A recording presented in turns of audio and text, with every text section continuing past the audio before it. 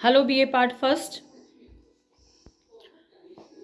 आज हम बात करेंगे सेकंड पेपर में आपके यहाँ हिंदी साहित्य में एक किताब लगी हुई है नवरत्न। उसमें कई सारी कहानियाँ हैं, 9 कहानियाँ संकलित हैं उसमें।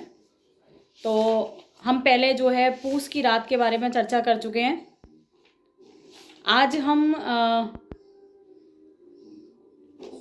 जैनेन्द्र की कहानी है खेल, उसके बारे में बात करेंगे। तो पहले थोड़ा सा परिचय देख लेते हैं। जैनेन्द्र का परिचय क्या है।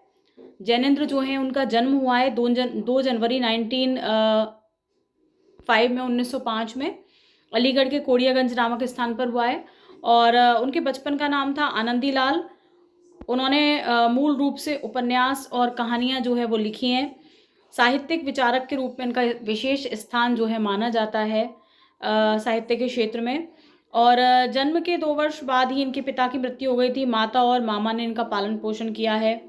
और साथ में 1912 में इन्होंने गुरुकुल को छोड़ दिया। प्राइवेट रूप से मैट्रिक की परीक्षा जो है उसकी तैयारी करी और बिजनौर आ गए। 1919 में उन्होंने परीक्षा दी।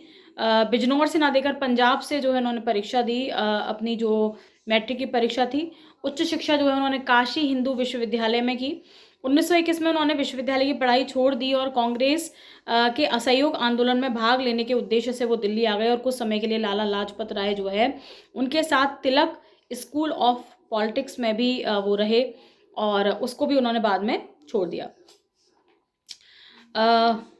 व्यापार किया उन्होंने अपनी माता की सहायता से और सफल भी रहे उसमें। और इसके बाद सन 1923 में उन्होंने नागपुर आ गए वो और राजनीतिक पत्रों में संवाददाता का जो काम था वो उन्होंने प्रारंभ कर दिया। इसी वर्ष उन्हें गिरफ्तार कर लिया गया। जेल में रहे 3 माह तक। उसके बाद छूट गए। दिल्ली लौटने पर उन्होंने अपने आप को व्यापार से पूरी तरह से अलग कर लिया और आजीविका की खोज में वो कलकत्ते चले गए। वहाँ पर भी उनको निराशा ही हाथ लगी। इसके बाद उन्होंने लेखन का काम जो है प्रारंभ किया और 24 दिसंबर 1988 में उनकी मृत्यु हो गई, उनका निधन हो गया। और जो उनके कहानी संग्रह हैं उनके बारे में थोड़ी बात कर लेते हैं। तत्सत, अपना पराया, पत्नी पाजेब, नीलम देश की राजकन्या, खेल, एक रात, अपना अपना भाग्य, वातायन, जहानवी, मास्टर साहब, परख, ध्रुव यात्रा, फोनोग्राम का रिकॉर्ड, पान वाला आदि उनकी उल्लेखनीय कहानियां जो हैं वो मानी जाती हैं। यदि खेल कहानी के बारे में बात करें, कई सारी कहानियां उनकी मनोविश्लेषणवादी कहानियां हैं।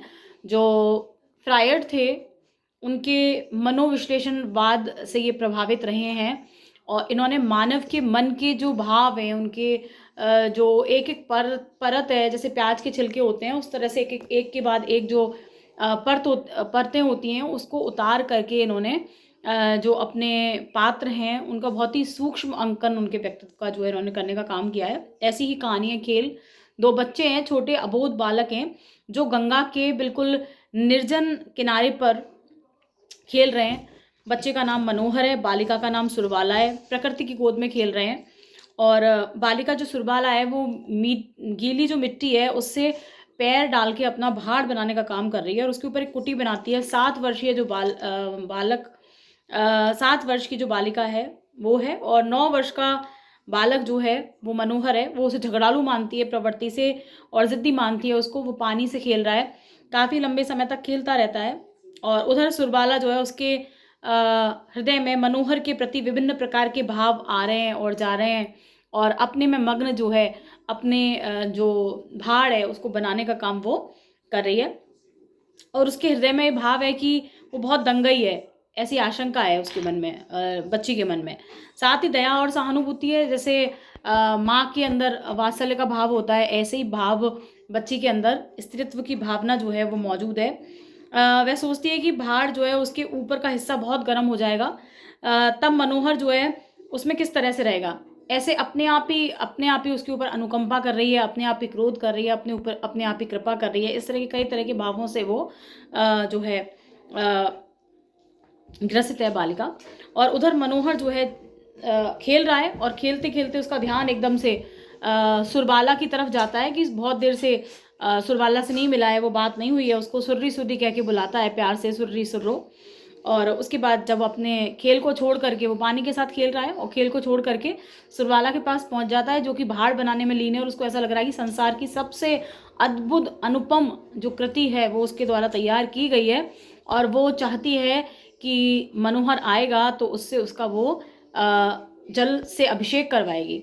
लेकिन मनोहर जैसे ही वहाँ पहुँचता है, पहुँचने के तुरंत बाद ही एक लात मारता है और भाड़ को तोड़ देता है। और ये जो था, ये बात ये सुरबाला को बिल्कुल पसंद नहीं आती और वो नाराज़ हो जाती है मनोहर से और पीट करके उसकी तरफ खड़ी जाती है। उसके बाद वो बहुत मनाने का प्रयास करता है और बच्चा रोने के लिए बिल्कुल तत्पर है।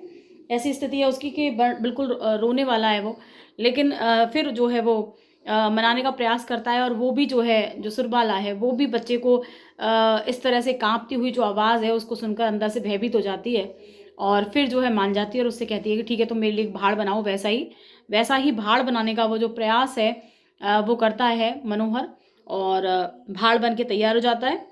और फिर उसके बाद उसमें कुछ संशोधन भी करवाती है अपने हिसाब से कि यहाँ पे ऐसा करो, यहाँ ये डालो, यहाँ पर इसके ऊपर एक कुटी बनाई है मैंने, वो कुटी बनाओ तुम, इस तरह से करवाती है। धुआं कहाँ से निकलेगा वगैरह वगैरह संशोधन कराने के बाद वो भी चाहता है कि वो उससे अभिषेक करवाए, लेकिन जैसे ही अभिषेक कराने के लिए तत्पर होता है वो, सुरबाला भी हंसती है ज़ोर से और एक लात मारती है और उस भाड़ को तोड़ देती है। तो इस तरह से दोनों बच्चे जो है उनके मन के भावों का सूक्ष्म अंकन जैनेंद्र जो है उनके द्वारा किया गया है, और दोनों जो है प्रकृति की गोद में बिल्कुल आनंद मग्न होकर के खेल रहे हैं।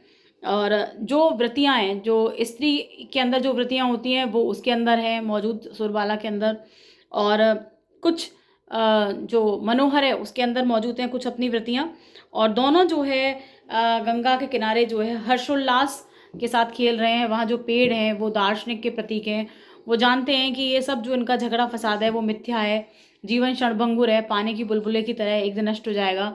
लेकिन बच्चे अभी ये सब बातें समझने के लिए बहुत छोटे हैं और बिल्कुल निर्मल हास्य के साथ खेलों को खेल रहे हैं। यही कहानी है जैनेंद्र की खेल। आशा है कि आपको इन शॉर्ट में बात समझ में आ जाएगी और आपको कोई तकलीफ़ नहीं होगी। धन्यवाद। और अगर वीडियो पसंद आए तो प्लीज़ लाइक सब्सक्राइब करना ना भूलें, क्योंकि यही मेरे प्रोत्साहन का एकमात्र कारण है कि भाई आप लाइक्स कर रहे हैं, सब्सक्राइब कर रहे हैं या अपने व्यूज़ दे रहे हैं, तो वो बहुत ज़रूरी, तो प्लीज़ वो ज़रूर करिएगा। Thank you.